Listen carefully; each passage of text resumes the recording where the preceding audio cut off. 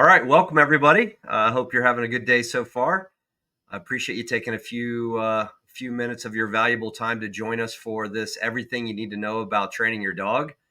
I have a feeling maybe I have a lot to unpack here to give you everything that you need to train your dog or everything about training your dog. I wanted to explain a little bit about why I said that and kind of the perspective that I'm coming from, and I think maybe you'll understand what I'm saying. Uh, in the weight loss industry, for example, it's a multi-billion-dollar industry, and there are hundreds, if not thousands, of gurus out there. Whether you're on Facebook or YouTube, hundreds and thousands of books written on the subject of weight loss, and it can be all distilled down into a very simple formula: be more active, burn more calories, consume less. And at the at the core of every one of these programs and strategies is that simple formula of calorie deficit. And so, in my personal journey of dog training, what I've observed working with thousands of clients, literally thousands of clients, is that there's a lot of confusion that's unnecessary in the dog training world. It becomes, I often joke with clients that it's very similar to politics, which is very fitting for the season that we're in right now and in an election year. Uh, but it's and or like religion, people are very strongly opinionated about these things. They can be very polarizing, and I'm not sure that that polarization serves to the end result, which in this case, we just want to have a great life with our dogs. One of the reasons that we offer as a company, one of our values is to give and give and give free content, free information, free access. And even the purpose of this webinar today is maybe to answer some questions that you have. Maybe you're close. Maybe you just need a couple little adjustments. That's something else interesting that as we go into this, we'll talk about this. But there are oftentimes you're really close. And with a few adjustments that we'll talk about today, you might have the success that you're looking for. So, hey, Jan, awesome. Congratulations on your new puppy. That's great. Guys, I'm manning this alone. My brother Dan offered to do this with me, and it was a technology overload to get my PowerPoint slide and get the webinar video and get everything together. So I'm manning it alone. So I'll try to see your comments. And as we get through these slides at the very end, we're going to have some opportunity for question and answer.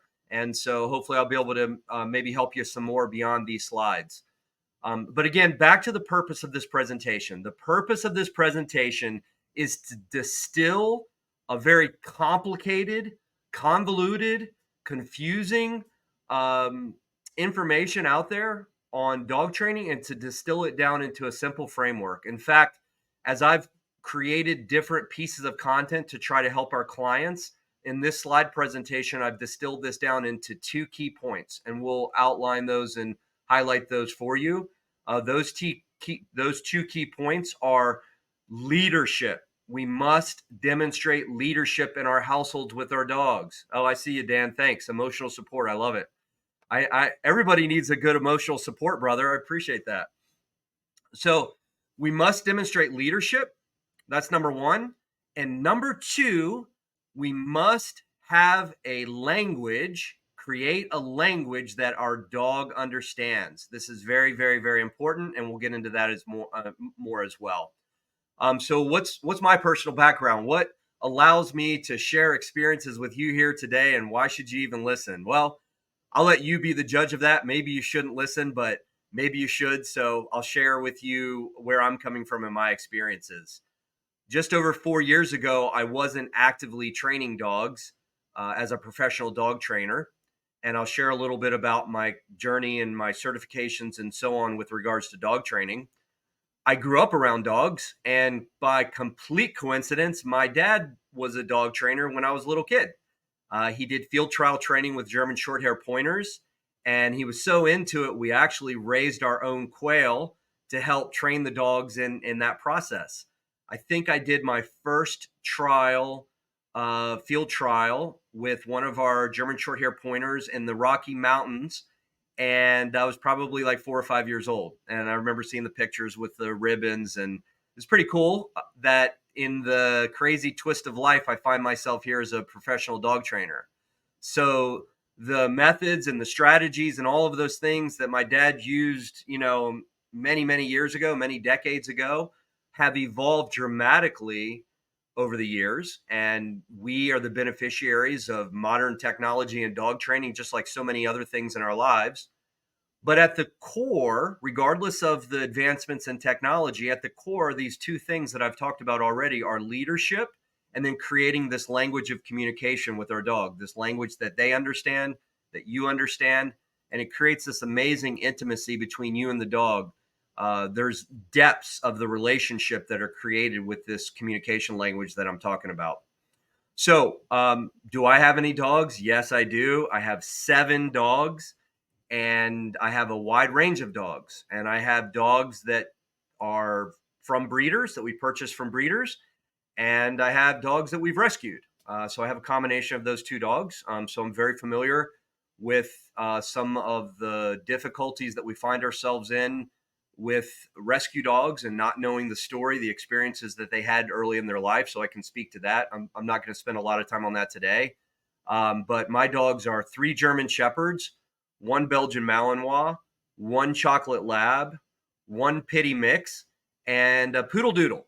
So I inherited a Poodle Doodle. He was, we'll say, behaviorally challenged, and so he became my dog. And he's a pretty cool dog. So that's one of the things I love about dogs is each one is unique.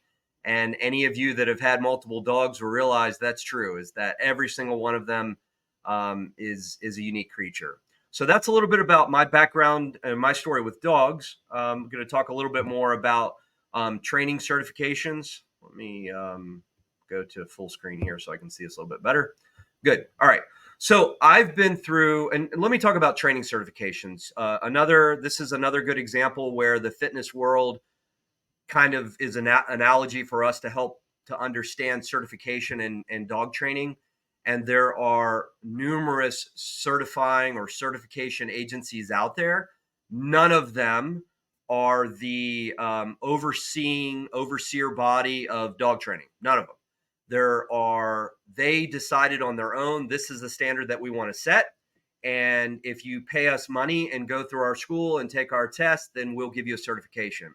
And so certifications in the dog training world are very unhelpful. I will share with you my own certifications, and I'll share with you my perspective on certifications as well. Using the fitness world again, there are trainers that are certified that have prestigious quote certifications, and they've never ever worked with a client, and they've never ever had success in the actual laboratory of working with someone, of the laboratory of the gym, actually helping someone achieve the results that they claim that they can help them achieve. And dog training is the same thing, where there are some people that are amazing trainers that carry no certifications. And then there are others that have amazing certifications, but it's only theory. They're not actively working in the laboratory of dog training on a day-to-day basis. And so the sit mean sit certification, in my opinion, clearly I have some bias in this area, but in my opinion, the sit mean sit certification is one of the most valuable, prestigious certifications out there. And that's because of the sheer number of dogs that we train on an annual basis. Give or take, a few either direction, sit mean sit annually trains about 30,000 dogs per year. That's the collective group of owners across the country. We have 170 locations. And just so you know, this is not, if you're just tuning in, this is not a sit mean sit, sales pitch, if you will. Like, we're going to get into some nitty gritty stuff here that I think is very valuable. And my perspective on dog training is that the best life for a dog and for the dog's owners is a trained dog. And if I can help you, give you some of those pieces, regardless of whether or not you work with us or work with another training company, or if you can train on your own with some of the simple resources that we provide, that makes me very, very happy.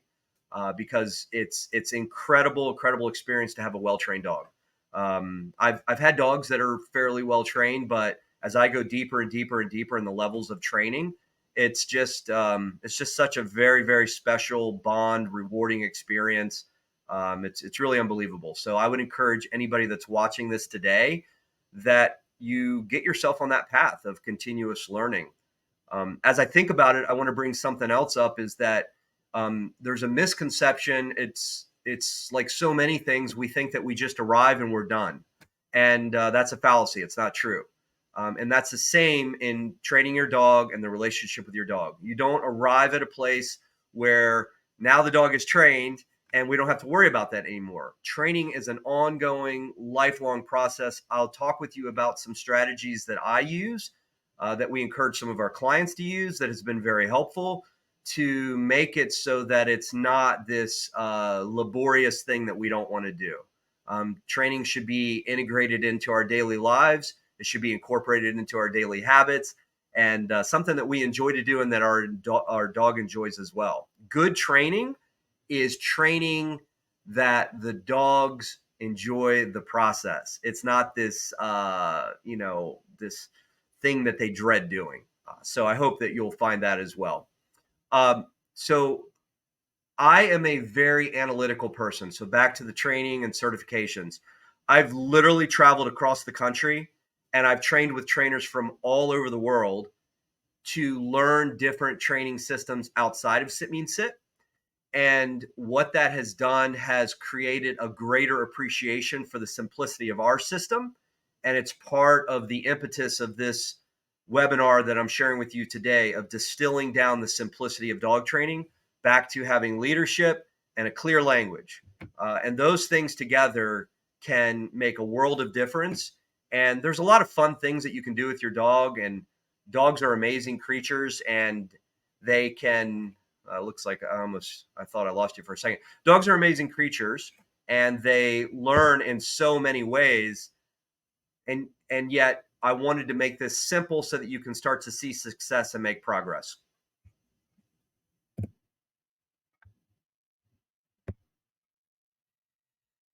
All right, real quick. Again, this isn't a Sit Mean Sit sales pitch, so I don't want you to feel that way. I just wanted to give a little bit of background so that you can understand where I'm coming up with some of this stuff. It's not just a certification, as we talked about a few minutes ago. Here locally, in our Sit Mean Sit locations, we've trained over 4,000 dogs. It's not an exaggeration, more than 4,000 dogs. And we have thousands of 5-star reviews from our clients. That's nearly 20 times our nearest competitor. I mean, it's unbelievable. And I just want you to have that as context. And the reason I'm sharing that with you is because what I'm telling you today, if you just apply these simple strategies, these two things that I'm sharing with you, you will definitely start to see success with your dog. There's no doubt in my mind. A lot of times with these small adjustments, as I've already said, you can start to see incredible success. Okay. So again, this isn't theory based. This is a combination of dog training theory, which we will talk about. We're going to talk about operant conditioning. We're going to talk about classical conditioning. Those are very complicated parts of dog training. And yet I'm going to try to distill that down into a simple framework as well, just so you can have a simple understanding of it. And so we're going to go into the theory, and then I'm sharing with you that we've done this practically in our laboratory. Our clients have had success, and I want you to have success with this as well. Okay. So, all right. Lots of common misconceptions. There's lots of noise. We've already talked about that. There's more information available than there ever has been before in history, ever before. It's incredible. It's an incredible opportunity. But now the challenge becomes sifting and sorting through what applies and what doesn't apply. And how do I use all this information? And what are the most important things? Really paring that down to the most important things. I think that there's also confusion around the cult of dog training or the religion of dog training. Some of you have heard the positive only training or fear free or balance training. I'm going to unpack those labels just briefly. That's a whole nother webinar in of itself, but I want to address that and unpack that in this webinar just briefly. And then there's a lot of industry specific language and jargon that I think just overcomplicates it and makes it very difficult for the layperson. So let's talk briefly about positive only, fear free, and balance training. Um, Positive only originates from what I call a pseudoscience. And a pseudoscience is something that cloaks itself in science, but it's not complete science. It's kind of like working into a theory or using science to confirm a theory that we already have. And actually, that's not science at all. Science is neither to prove or disprove something, it's to test out theories. And so, in this case, operant conditioning was first created as a framework by someone named B.F. Skinner and another scientist named Thorndike. And in that operant conditioning, they talk about reinforcing behaviors, either reinforcing behaviors that we do want or behaviors that we don't want. And so, one trainer that I worked with refers to that as the consequences of doing and not doing. And these are things that are naturally occurring, and these are ways that biological creatures learn. That's as deep as I'm going to go into that for now. So just stay with me. I promise this is going to get a lot clearer for you. So positive only refers to positive reinforcement. That's one quadrant of operant conditioning. There are three other quadrants to operant conditioning. And in the world of dog training, in the religion of dog training, these other three quadrants have been demonized. And that's not complete science. Um, the things that I am talking about are not harmful long term or hurt dogs in any way, shape, or form. I love my dogs. I would never do anything to hurt them. It's understanding how they learn. And and so let's talk about negative reinforcement and positive reinforcement. If you use a leash on a dog to guide a dog, or use a leash or a lead to guide a horse, this is negative reinforcement. This guiding, this pressure that we create is called negative reinforcement. So it's not harming or hurting the animal in any way. The idea of positive only does not exist. It doesn't exist because most dog trainers, just specifically in the dog trainer world, they're going to use a collar and a leash, a harness, what are those retractable lines, any of those kinds of things to restrain our dogs, right? That's negative reinforcement. And so if a trainer is saying we train positive only and they're utilizing any of those tools, a leash or a collar or a harness, then they are not training positive only. All right. So the whole thing falls apart. The idea of fear free, again, these things sound really good. Like I'm all on board. I'm not going to take time today in this webinar because we just don't have time. I'd probably lose you. But someday I'll share a little bit more about my personal experience. And all of this stuff sounds really good. The first time I heard these theories of dog training, I was like, yes, that's what I want. That's exactly what I want. I want fear free and positive only. Sounds really, really good. But the reality is that's not how animals learn. In fact, some of these things are the contributing causes to behaviors like aggression, reactivity, anxiety, and so on. It's just not the real world.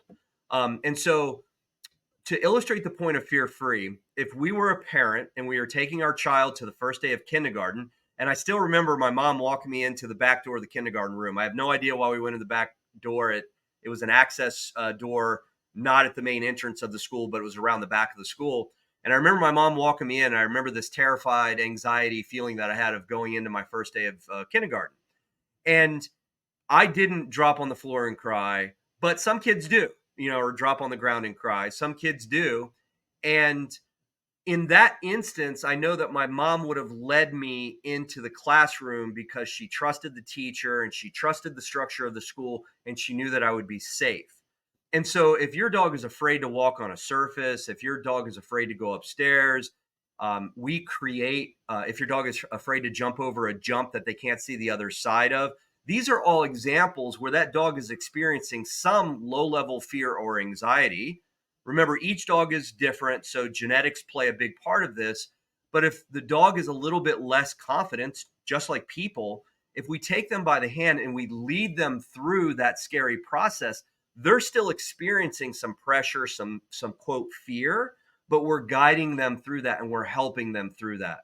So again, I'm at the end of this webinar, I'm going to share a way for you to communicate with me directly, a way for you to send a text message, and I'd love to hear from you. And if you'd like to talk more about these things, I'd welcome you to do that. I absolutely love talking about dog training and the theory of dog training and sharing the experiences that I've had and sharing and listening to perspectives of other people like yourselves as well. So, feel free to reach out to me. But suffice to say that positive only, fear free are not things that really exist. And if we're being sucked into a fairy tale of training, of things that aren't science based, they're pseudoscience and they're cultish like or cult like in nature, um, it's prohibiting us from having the success that we could have with our dog, regardless of if we just want the most amazingly well trained puppy ever, or if we want to work through some of the problem behaviors. These things, I would say, are in the category of limiting beliefs. They are preventing us from having success because they are built on a false narrative. Okay. So, what is balanced dog training? I don't like that either. I think it doesn't. I think it's insufficient as a label, but it's the idea of utilizing all four quadrants of operant conditioning, and we'll also talk about how classical conditioning and operant conditioning complement each other. So that's a lot of information. Let me just stop there and recap that. So again, there's two primary things that I want you to take away from this webinar today. Number one, we must provide leadership for our dog. It's absolutely critical, and they need it, and for so many reasons. And if you only provide leadership, your dog will be much more well adjusted, and a lot of the potential problem behaviors that you either are experiencing now or may experience at a future date can be addressed through leadership. And we'll talk about how we're communicating leadership. Number two, we must have a communication language with our dog. And so I went into this to kind of give you a little bit of background so that we're operating from kind of common ground, if you will. All right, here they are. This is the framework. This is everything you need to know about training your dog. We need leadership and we need to create a language. And I put a quote in here from Fred Hassan. He's the founder and CEO of Sit Means Sit. And Fred said something to me that I thought was very interesting. He didn't start training dogs till he was about 40 years old. He's been training dogs for 25 plus years now. He's achieved the highest level of dog sports in multiple sports, from field trial, retriever work, protection sports. I'm not sure if he's done anything in agility, but different bite sports, dock diving. Like, he's done all kinds of dog sports, achieved at the highest level. And he didn't even start training dogs till he was nearly 40 years old. And the one thing that he said that someone shared with him in the very beginning was give a command, give a simple command, and follow through every time. And so there's so much truth in that simplicity. And I know sometimes that seems easier said than done, but we'll talk about ways that we can set our dogs up for success and set ourselves up for success so that we can follow through every time. And honestly, this is one of the biggest areas that I see clients, and I love my wife dearly, and she does great with the dogs. She doesn't quite have the same success with the dogs that I do. And one of the areas that she falls down is that consistency. She'll give a command and she never follows through, or she'll give a command and she'll let them break the command. And so, we were at the up in Harford County, we were at the Darlington Parade, and we had one of my puppies, Evie. She's a little chocolate lab. We had her out, and my wife told her to down, and Evie decided to sit. And then my wife didn't correct that, or follow through and help her with the down. And then she broke the command, and she didn't say anything about that. So the dog then realizes, like, hey, I don't need to listen, right? So if you just make that simple adjustment of give a command and follow through, give a command and follow through every time, then you're going to be a lot more successful with your dog training. All right, so let's talk about leadership. We combine the idea of structure, rules, and boundaries. What happens is that structure, rules, and boundaries communicate leadership to the dog. This is very important, and this is another kind of touchy subject in dog training. I believe that this is true, and I've observed it again with my experience as dog training, is that dogs are domesticated predators. They don't see the world through the same lens that human beings necessarily see the world. There's a lot of parallels that can be helpful between human behavior and dog behavior, but we also have to be careful there, and we have to understand that dogs are domesticated predators, and they see through that lens. And I'll just give you an example. Most of you would not start to salivate and have drool running down the corner of your mouth when you see a squirrel or a rabbit, but many dogs will, right? And so this is just one tiny example of them being a domesticated predator and then how they see the world. And we have to understand that when we approach dog training. The other very important thing that, again, can be somewhat controversial to people is the idea of this hierarchy and the perception of the dog in the hierarchy. What I've observed through training thousands of dogs is that behaviors that we don't want come from the dog thinking that the dog is leading the family. And that can be communicated in ways that are unintentional. And so we'll talk a little bit more about that here in the next slide. Examples of boundaries are crates. A leash is an example of a boundary. Controlling resources, for example, one of the other things that I see, especially depending on the type of dog that you have, is that free feeding communicates to the dog that resources are always available to that dog, unrestricted resources available to that dog. So they're not looking to you for leadership in something simple like something that's existential to them, right? Which is their food. And so that little shift can, number one, give them a healthy weight, but also can help communicate leadership in a very important way to your dog. So these are just a few examples of how we help them see leadership, how we lead them. Another example is furniture. I think we'll talk about this in the next slide, so I'm going to skip over. Actually, let me back up one step. Okay, so boundaries like furniture, boundaries like bed. And this is what I say to people. I have some dogs that this isn't one size fits all, but you have to understand the idea of leadership. And so I have some dogs that I would never let on my bed. I would never let on furniture, or at least not without permission, not permission based. But other dogs, they're fine. They seem fine with it. And so what I would suggest is that you think about the concept of leadership. You have obedience in place, just basic obedience, like a sit, a come, a place, and maybe a release command. So you have basic obedience in place. And then if you're still struggling with your dog, maybe then you implement more levels of obedience or more levels of structure to demonstrate your leadership. One of the things that I want to share is I don't come from a military background. I'm probably maybe I was a little stricter with my kids than some. You know, I'm probably middle of the road. With my dogs, I probably allow behaviors that some of you would never allow. And yet I can communicate with my dogs and I don't have behavioral problems. Interestingly enough, as a side note, I don't have a single dog with separation anxiety. I don't have a single dog with reactivity.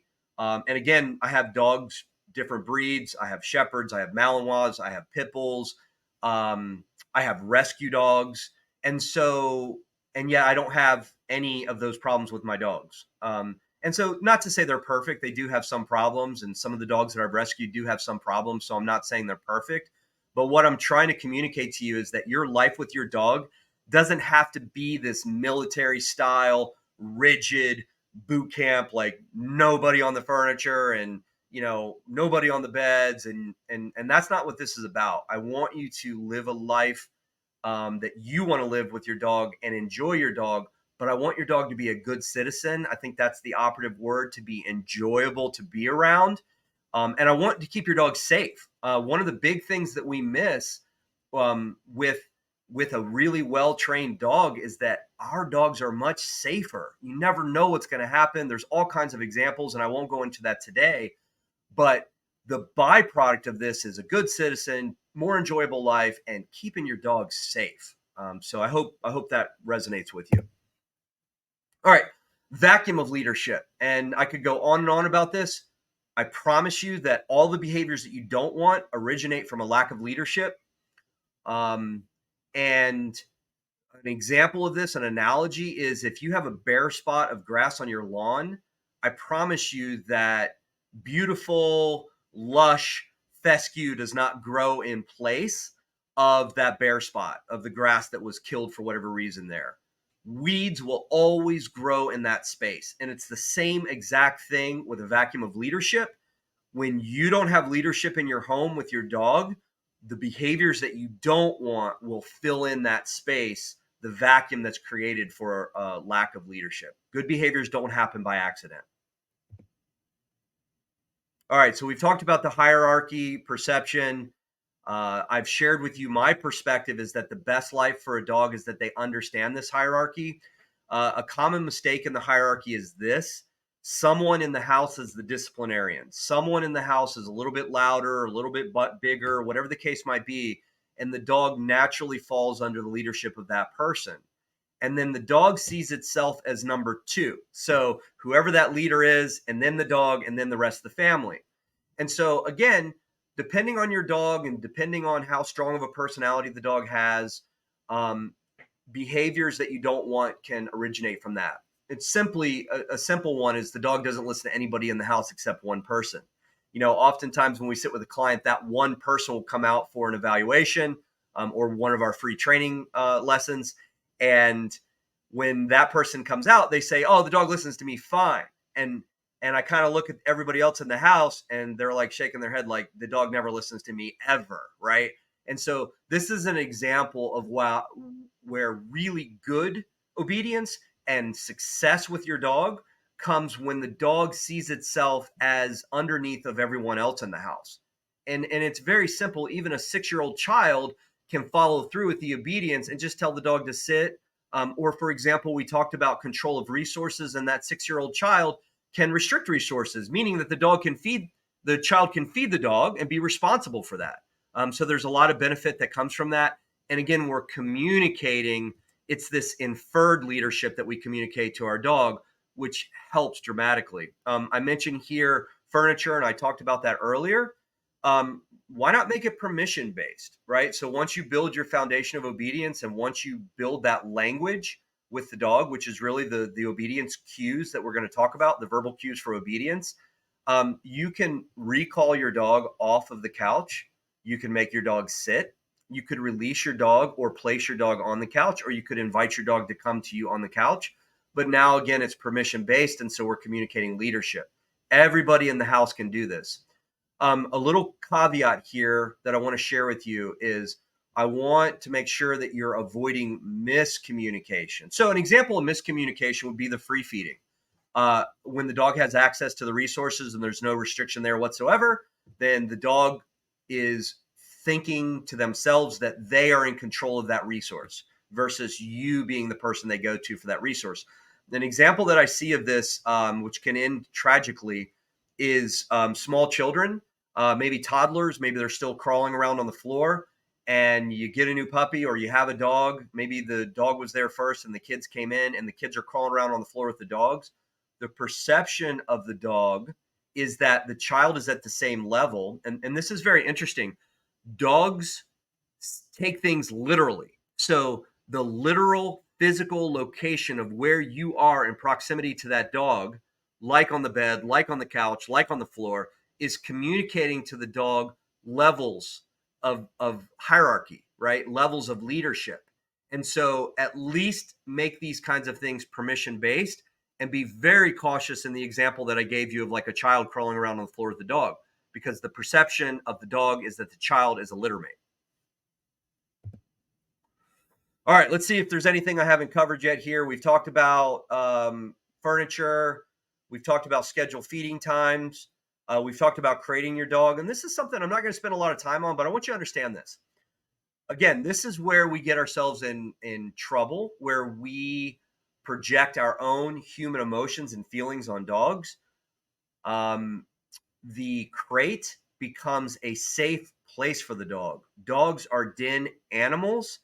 And so finding ways to create positive associations around the crate and using that consistently as a structure, even when you leave the home, number one, it keeps the dog safe. Go down to any one of these emergency vets and ask them, and I've experienced this, it's horrible. Ask one of these emergency vets what one of the most common surgeries is, and it's removing a foreign object like a sock or a ball or something else that a dog's ingested where they're unsupervised. And so in the early stages of training, we definitely want to crate train, but give your dog the gift of meditation. And so what I mean by that is when dogs are driven for external input, we watch them with their nose on the ground, they're constantly sniffing and they're listening to sounds and they're receiving all this external input, but they don't necessarily know what to do with this external input. And so give them the gift of letting them settle and letting their mind settle so that they're not pacing around your house while you're away and they settle in your crate. And so this is another example of creating that structure. And then another great command, and it's very easy to teach. I'd say it's one of my top maybe 3, 4 commands, 5 commands that you should teach a dog. And that's the place command. And the place can be generalized to anything. We use place cots, and it becomes a boundary for the dog. It's a form of boundary training. And even when you're eating dinner, instead of allowing the dog to be, up in your lap or underneath your, at your feet or whatever the case might be, put them on place and start to build the duration of time on place with your dog. And again, that's communicating leadership through setting a structure and a boundary and rules as well. So hopefully you're starting to see the number one thing to recap is we must provide leadership to our dogs, and we provide leadership through structure, rules, and boundaries. The way we do this is things like a crate, things like a place command, which is obedience and the actual physical place cot or place object. And then there's all kinds of ways that we communicate leadership in the form of access to resources, whether it's permission based or whatever the case might be. All right, so practical steps. I would just sit down and I would ask yourself, like, what am I communicating to my dog? Am I demonstrating leadership to my dog? Does my dog look to me, right? Or does my dog make decisions for itself? One of the biggest causes of anxiety is that dogs are constantly making decisions for themselves because nobody will step up and lead their dog, because leadership has this negative connotation, like it's this, overbearing, figure. It couldn't be farther from the truth. The beautiful thing about leadership is this amazing relationship that you can create with your dog. So I would sit down, I would ask those questions, and I would say, where can I implement more structure? Where can I demonstrate more leadership for my dog? All right, so we talked about consistency. The quote that I gave you in the very beginning was part of what I was trying to communicate to you for the quote from Fred Hassan, but we need to be able to consistently follow through. So how do we do that? Life is busy. I don't know about you guys, but it just seems like there's not enough hours in the day. And so one of the things that we teach our clients, and one of the things that I'd like to share with you today, is something that we call habit stacking. And that means, like, go through your daily routines and say, how can I incorporate some of this stuff into my daily routines? I let my dogs out multiple times a day. I feed my dogs. I engage with my dogs in other ways, maybe by play or going for a walk or whatever the case might be. Just incorporate or integrate your obedience into that normal schedule that you have. We have developed a guide that we work with our clients on. It's called Train as You Live, right? So for example, if your dog is crated, the first way that you communicate leadership is you don't let them rush out of the crate. That provides all kinds of safety in the car. It provides safety in your house. Like, we don't want dogs rushing through a boundary. And so starting with the crate, we can teach them to wait until they're released. And I do this every morning with all of my dogs, and it's very, very, very easy. And they know, they wait, they sit, they look at me. And if for some reason they break command, maybe periodically they're excited or something, I just tell them to go back in, the crate. For me, the command I use is in, because I can generalize that to a crate. I can generalize it to a car. I can generalize it to the house. So we'll talk about verbal cues here in a bit. Remember, this is the other part of this, everything you need to know about training your dog, the language that we need to create for our dog. But you can use whatever commands you want to use. You could use house, you could use kennel, you could have multiple commands, whatever. Dogs are amazing. They figure out these cues as long as you understand some of the foundational pieces of creating these cues. But I'll tell them to go back into the crate, and then I'll release them. And so they're waiting on me. So one of the things that we teach in our training program is that we don't teach a formal stay, although you can teach a formal stay. Our stay is implied. So we feel like stay is kind of redundant. So we don't have to say sit and stay. We just say sit. And then once they're released from the sit, then they can be a dog, be free, or they can move into the next obedience command. So hopefully that's helpful. So let's see here. We've talked about habit stacking, and then set your dog up for success. Like, if you're trying to teach a recall with your dog and you know your dog's going to run away every time you ask it to come, put a long leash on the dog so you can at least recall the dog to you. A lot of things with dog training is just common sense of setting you and the dog up for success. We want to start with very low distraction, and then over time we build distraction. So an example of that is an example of setting your dog up for success. If you have a dog that you're struggling with reactivity behaviors, then we're not going to go to your favorite local trail on a beautiful sunny Sunday afternoon where there's hundreds of dogs, and in the middle of those hundreds of dogs, we're going to try to work on our reactivity issue. That's never going to happen. Like, that's just setting everybody up for failure. So we've got to think of things in these little tiny micro steps. And what I found, even with our own trainers and working with our own clients, the things that we think are the smallest of steps need to be chopped down in like another 10 or 20 micro steps. So if you're struggling with one thing with your dog, just kind of hit the pause button, take a time out, come back to it and say, how can I break this down into smaller, tiny steps? And hopefully you find that to be a helpful tip. All right, recap. We've talked about leadership. It's a lot. Let's see what time it is. Oh my goodness, geez, we're 43 minutes into this thing already. So leadership. Hopefully this helps you. I probably should have just made this a two-part seminar. We'll focus on leadership because there's a lot more we could talk about there, but focus on leadership, hierarchy, how we communicate leadership to our dogs. And I think you'll find a lot of success with maybe some of the things you're struggling with. Let's segue now over to the next very important part of this framework, everything you need to train your dog, and that is creating the language. So we're going to move on to that. All right. Dogs don't speak English. They don't speak German. They don't speak any other human language.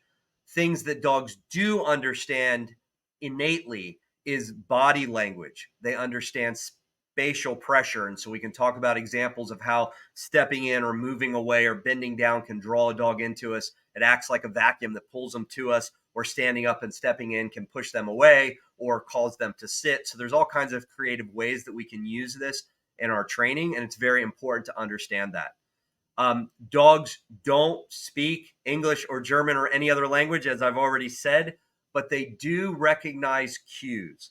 I mean, dogs are so amazing when it comes to recognizing cues.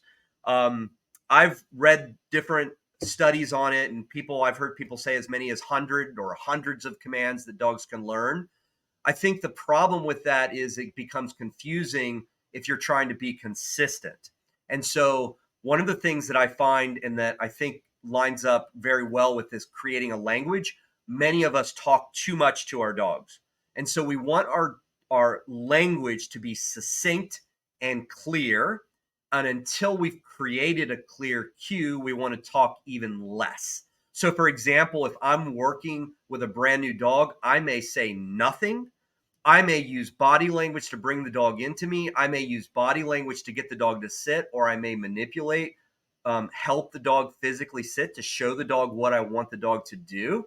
And again, back to our really the truth about dog training and operant conditioning and positive only. If you're doing any of that stuff, any of that pressure, leading, whether it be body language or spatial pressure, any of those things, all of that's negative reinforcement, right? And so that's why the positive only thing it doesn't exist. It's not the real world. But we were able to get the dog to sit in that instance, and then maybe I reward the dog. And we talk about markers. Markers could be a verbal cue. An obedience command is a marker. We can also create markers like a yes or a good, and we pair that with a reward. That's classical conditioning. We do that over and over again. A clear yes, a clear reward, a clear yes, a clear reward, over and over. That's Pavlov's dog. That's classical conditioning. So over time, it becomes reflexive or automatic or habitual for the dog. All right. So just in that very simple instance, I say nothing. The dog's in the position that I want. I label it with a clear verbal cue. Sit. No other language. The reward comes behind it. Okay. Or if you're using a marker system, you can say yes or good. In our training systems, to simplify it, we use a release command, and the release from obedience could be then released to reward, released to a toy, release to a ball, release to praise, whatever the case might be. But we're reinforcing it. We're creating that marker of the language. But for the language, for the sake of this webinar today, I want you to understand that a verbal cue is nothing more than, or an obedience command is nothing more than a succinct verbal cue. Sit. Maybe you use a marker. Yes. And then that yes would be the release, or a release command to a reward. And there's different dogs learning pictures, and so we give them lots and lots of pictures. We would start that in our home, and then we talked about distraction. We would slowly raise the bar of distraction. We'd move maybe to the backyard, and then maybe we would move to the park with not many distractions. Then maybe we could ultimately make it to the Super Bowl, which is that busy trail that you love to go to with hundreds of dogs. And your dog, because of lots of repetitions and consistency and the language that you've created, the verbal cue of sit, will consistently sit because it becomes reflexive or habitual. So hopefully that helps putting some of those pieces together. Really, this luring concept, you can lure to the sit, you can lure to a down. You can use manipulation. So if I'm trying to teach a heel, I can use my leash and guide the dog. I can teach a come command with my leash and I reel my dog in. I can use the leash, a long leash, and I can use my body pressure, my spatial pressure. So there's all kinds of ways that we can do that. And then we label it with a succinct, clear command. We can mark it or release them to a reward. And then there's all kinds of other ways that we can create the environment. BF Skinner started with what he called a Skinner box. Some of you may be familiar with that. For training of dolphins or whales, they use an aquarium, so it's a controlled environment. And so with our own dogs, we limit the distraction, we limit the opportunity, we close down the space. We might use physical objects for like a hallway, for example, for recall and for pulling a dog into heel. There's all kinds of ways we can use those things. So we talk less, we use our body language, we use luring, we could use food luring, we can use leashes, we can use any of those things. We position our dog, we give them a very clear, succinct verbal command. I gave the example of sit, and then we can mark that or release them to a reward. There's all kinds of markers. There's mechanical markers, there's verbal markers. An example of a mechanical marker would be a whistle. And obviously, verbal markers. Another mechanical marker would be a clicker. One of the things that I find is that clicker training is so much fun. Like, I love it. It's amazing. Like, it's really, really fun. I've clicker trained chickens, and the things that they can learn and the things that biological creatures, because again, we've talked about the science of learning, the things that you can teach animals with something like a clear verbal cue or a marker is absolutely amazing and fun. What I find is that for most pet owners, dog owners, is that it's too complex. It's too many things. I've got a clicker, I've got a leash, I've got a reward, a treat, all these things, and the timing has to be good. And it just becomes too much. And so that's why I think there's some beauty in our training system, is that it's simplified. And it's also one of the outcomes that I wanted for this webinar today for you, is that, again, if we have leadership and a language, a clear communication language with our dog, if we just have those things coupled together, we're going to be very successful. If you want to go to ultimately more advanced levels, these are the foundation, but you can have incredible success with just those two things. All right. Operant conditioning. I copy and pasted a textbook definition of this. Suffice to say, I'm gonna paraphrase this, and we're gonna move on quickly. I don't want to get too caught up in this. I just want you to understand that when I'm communicating to you everything that you need to train your dog, that pieces of how your dog learn are operant conditioning and classical conditioning, and the two are married together. And so a successful training program are marrying these two things together. And operant conditioning is really this identification of reinforcing behaviors, what we said earlier, the consequences for doing and for not doing. So we can reinforce the behaviors that we want more of, and we can discourage or deter the behaviors that we don't want. And oftentimes, those words, the language in operant conditioning, I didn't even share the quadrant with you here today, but it's negative reinforcement, positive reinforcement, negative punishment, positive punishment. Oftentimes, those words, remember, they were come up with 100 plus years ago. Those words are demonized by today's culture, right? But what they simply mean is, I'll give you an example of negative punishment. If a dog jumps on you and you turn away from the dog and you don't say anything, you don't scold the dog, you do nothing, you're taking away the attention that the dog wants. That's an example of negative punishment. And so you can see that from a common sense standpoint, this isn't hurting a dog.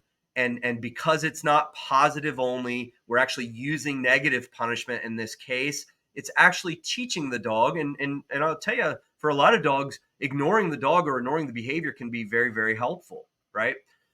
So that's an example. An example of positive punishment. There's a dog training company out there. They make these loud noises. They like almost make like a goat sound, like a bah, and or maybe it's more of a bah. Anyway, I'm not really good at it. Obviously, we don't train that way. And they may throw like a beanbag at the dog. So that would be an example of positive punishment, right? And so that would be adding something to deter that behavior from happening again. So, for example, if the dog jumps on the guest in the same instance, or the dog jumps on you, you could do the throw the beanbag, or someone else could do the throw the beanbag, and that's positive punishment. Negative punishment would be ignore the dog, turn away from the dog. An example of negative reinforcement is leash guidance. An example of positive reinforcement would be giving a reward. And so it's oversimplification of those things. There's complexity to it and there's nuance to it, as with all things. But hopefully that gives you an understanding of operant conditioning. All right, now classical conditioning is the famous Pavlov and his dog, and he would introduce food. The dog would salivate, which is a natural reflexive response. It just happens automatically. And then what Pavlov did, he would ring the bell, introduce the food, the dog would salivate, and he did that over and over and over again.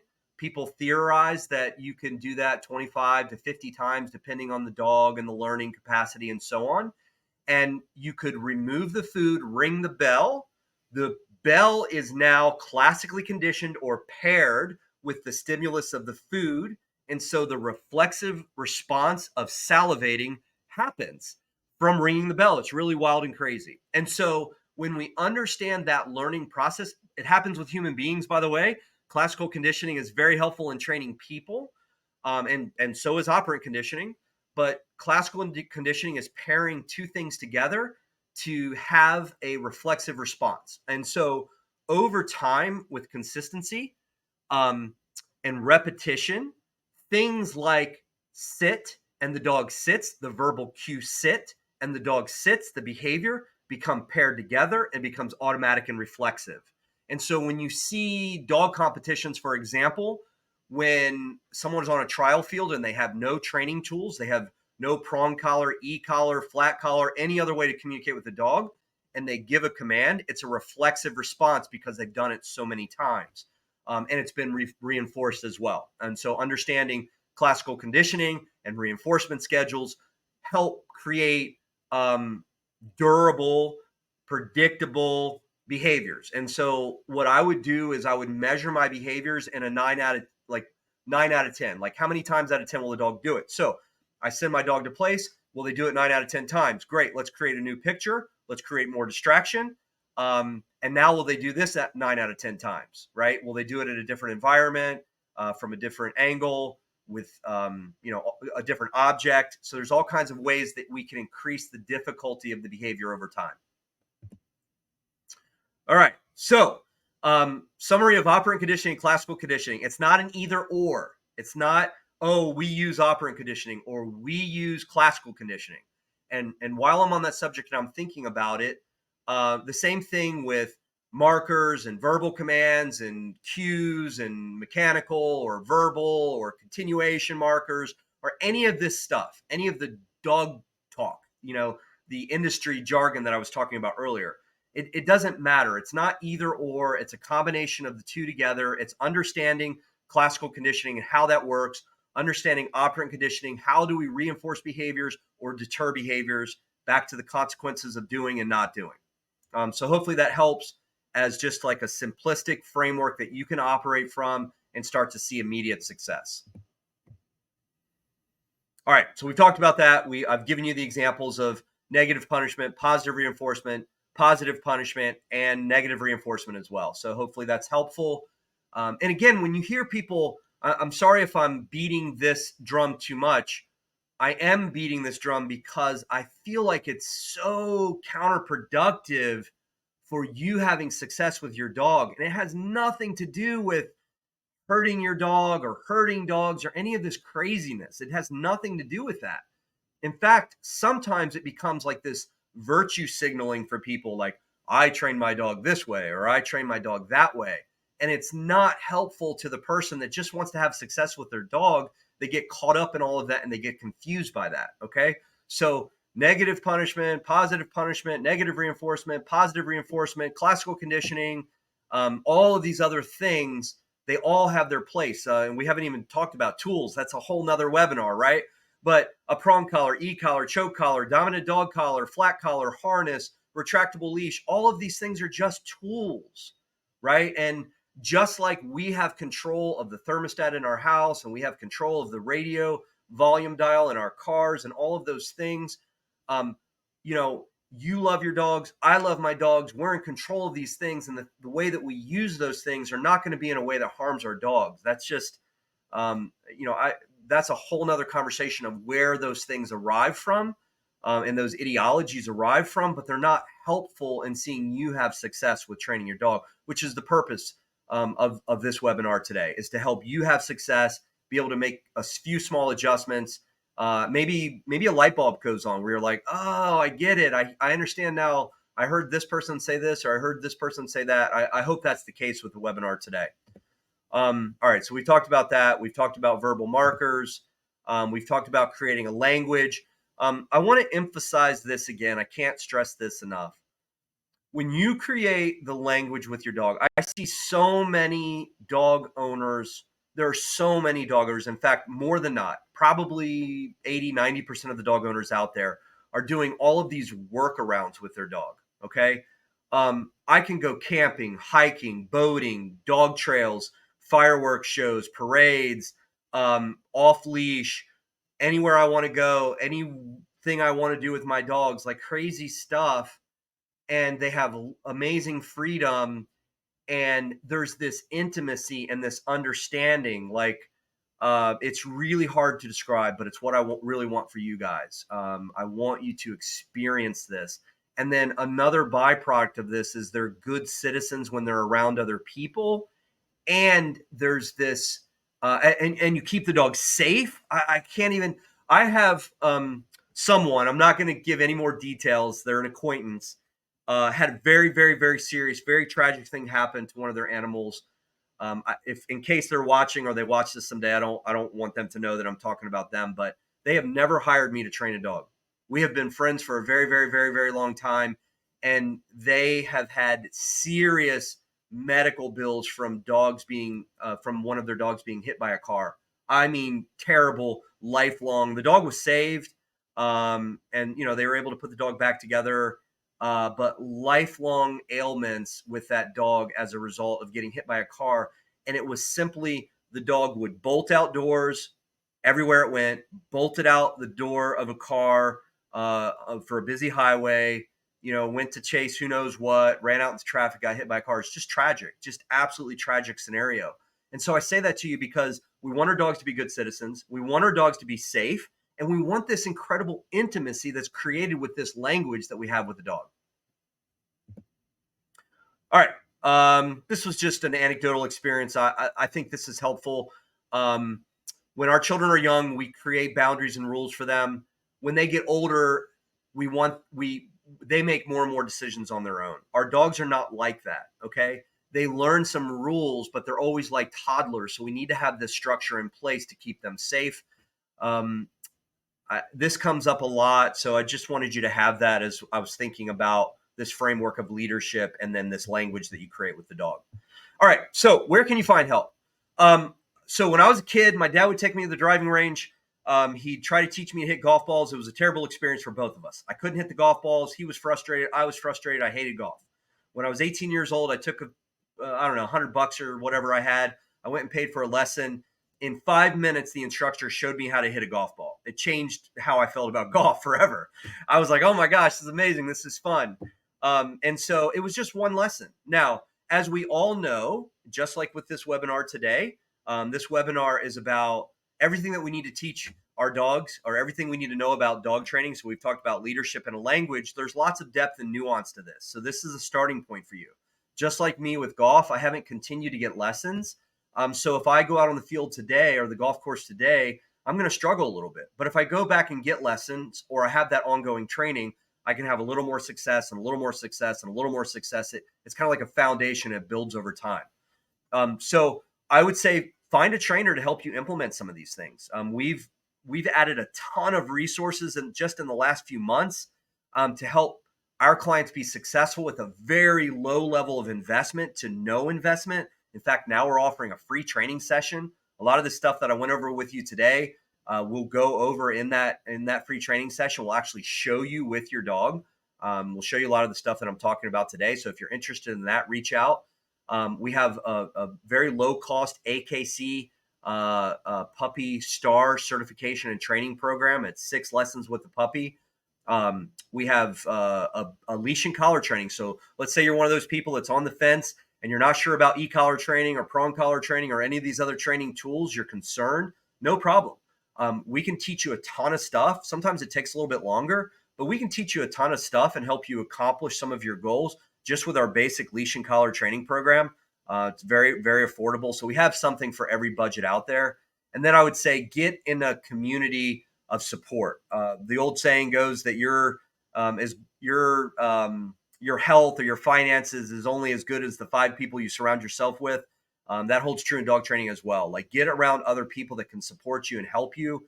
The camaraderie of our group classes, for example, of our AKC Fit Walk program that we share with the community, and our Go Team Therapy dog programs. All of these things can provide the camaraderie to help you be able to consistently follow through and have a lifetime of training, not just, the initial get the dog trained and then what, right? So hopefully you found that helpful. Here are some of my contact information. You could go to sitmeansit.com and enter a zip code, and it will direct you to the nearest training facility. You can call our office directly, 410-420-2273. You can email me directly at mattstrong@sitmeansit.com. If you just put training help in the subject line, that would be very helpful to me. You can also text to 410-420-2273, training help. And I will have future resources, future webinars, future Q&As to help you. But I hope this is a good starting point. I'll also include some of the resources that I think, other resources that I think are really valuable out there.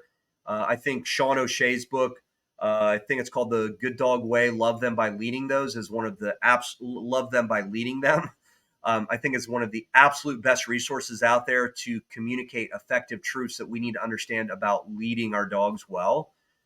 So that completes our webinar for today. I'm going to open up and try to cover some questions with you guys for maybe about 10 minutes here. We'll see how many questions we get. So, all right, let's see here. New York Times did an article to validate what you're speaking about. Okay, cool, Jan. I didn't know that. Jan, what specifically are you talking about with the New York Times article? Jan, if you're still on here, I'd love to hear more about that. I see Dan asked you to post a link.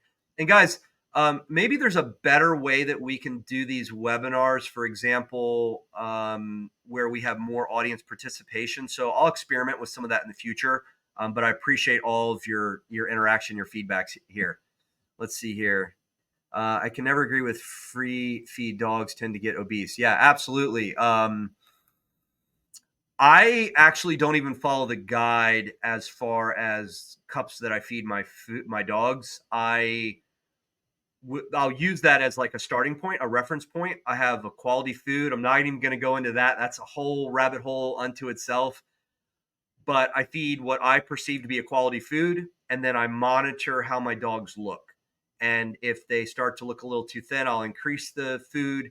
If they start to look too heavy, I'll decrease just a little bit. And then so the byproduct is healthy dogs. We don't have obese dogs. They live longer. Their joints are better. It's easier for them to move around. But also it communicates leadership, as we talked about in the webinar. Ha, your husband's a pushover. Yeah, I get it. I mean, my wife is too, and yet the dogs can still be very well trained, and she has lots of fun with the dogs. So again, this doesn't have to be this military style home. I think that there are basic commands. I think that if over time you see one of your dogs is stopping, not listening as much, I think that we kind of need to go back to the obedience drawing board and reinforce that obedience more often and get everybody on the same page. But at the end of the day, living with our dogs the way we want to live with them, provided they're safe and they're good citizens, I think that's great.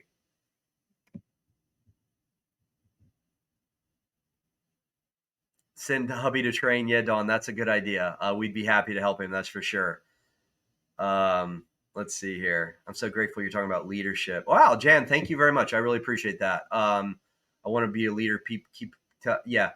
Okay, so we can still. I mean, I know it's hard for me to communicate this, but trust me, I love my dogs so much. I mean, I'm a big softie when it comes to my dogs. My wife says that my chocolate lab Evie has me wrapped around her tiny little chocolate paw. And the reason I share that with you is because I can still be a leader for her.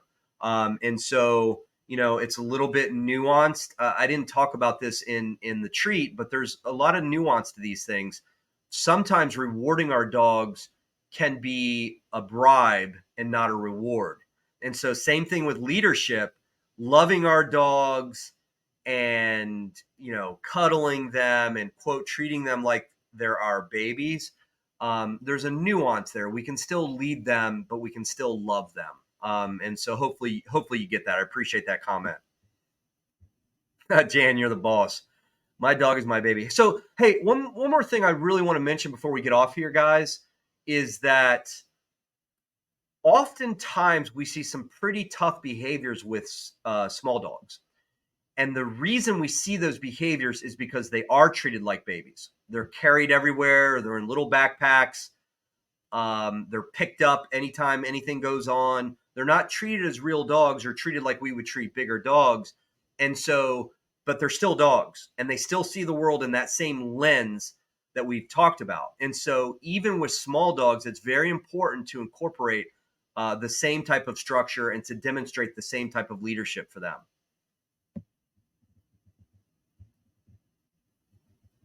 Let's see what else we got here. Thank you, Dawn. I really appreciate that. Oh, how can you keep a dog? Okay, great question, Jeff. I appreciate the question. Hopefully you're still on here. I see it's 2:06, so hopefully you are. So oftentimes we are trying to change behaviors or correct behaviors, and we're missing the foundation. And so again, my goal was to distill all of this down into a simple foundation that we can build on. And so having a foundation of obedience allows us to, for example, redirect our dog from barking at everything outside. Another example of helping with barking is this basic structure of leadership that we talked about with the crate. And so I'm not going to give you like the complete exhaustive list, Jeff, of how to solve this problem.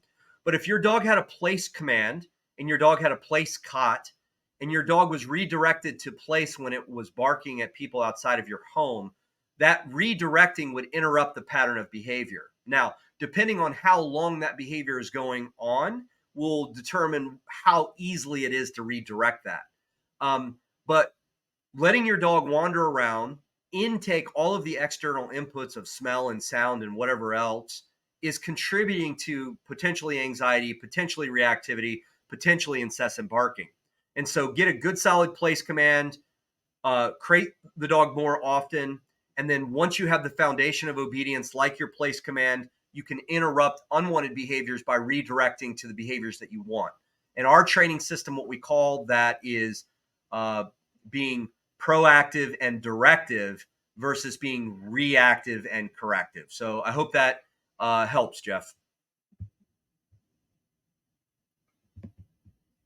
All right, let's see here. A couple more. I'm the strict one. That's good. That's fine. All right. And Dan, thank you for filling in with Jeff. I really appreciate that. So, guys, it looks like we've covered all of those questions. I can't thank you enough for joining us today. I'm going to have pieces of this content. I'm working with an editor, so we'll take some different pieces of this content that you might find helpful. And again, reach out. The contact information is here. Just email me if you'd like to reach out to me directly. If you'd like to come out for one of our free training sessions or find out more how we can support you, happy to do that. But thank you all for joining today. We really appreciate it. Go out and love those dogs. Dogs are amazing creatures. They're an incredible gift to us. And I hope that you can experience the fullness of life and the memories this time of investing in training, the time that you've taken today, financial investments that you make into training. Oftentimes you don't realize until years down the road, and you look back at those memories that you have with your dog where you can go anywhere and do anything. That's where you're really going to see the payoff, and you're going to be like, wow, I'm so glad I did that. This is this amazing relationship that I have with this animal that we've been gifted. All right, guys, take care. Talk to you soon.